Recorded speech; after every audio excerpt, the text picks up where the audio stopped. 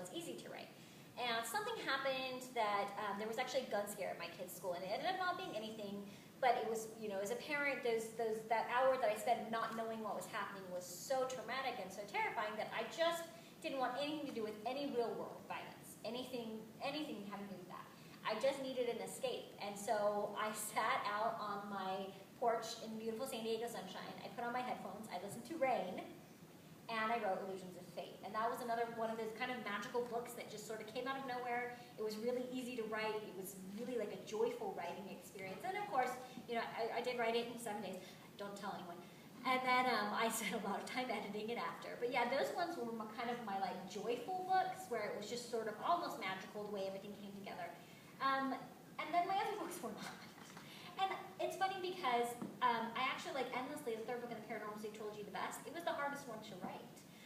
So it just, every book is different. And it's funny because you think, I've written 14 complete novels now. And still, every time I sit down to start one, it always feels impossible. Because you have to relearn how to write the book with every single book. There's no one way to write a book. So it's a fun job, but it's hard. Yes? What made you decide to make Illusions of Fate a standalone? And also, would you maybe, parentheses, please consider writing a sequel? Oh, I love you. Maybe like a spin-off on Elizabeth or something? I love her. Eleanor? Or Eleanor, Yes. Sorry. Yes, I knew it was actually, E. I would dearly love to write a book from Eleanor's point of view. Yeah. I did write Illusions of Fate to be a standalone because for me, whether something is a series or a standalone comes down to whether or not there's another emotional arc for the character. So Abby's story in the Paranormal Trilogy was a 3-part emotional journey. Chaos of Stars with Isadora, I actually planned to be a series.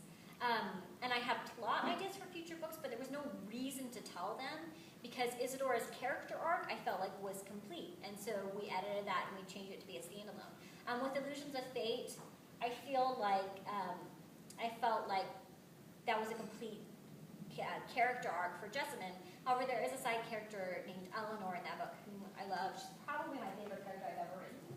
Side note, if you ask my husband who his favorite character of all my characters is, he will tell you Sir Bird. Sir Bird is a bird in this book. Sir Bird has no lines and no dialogue.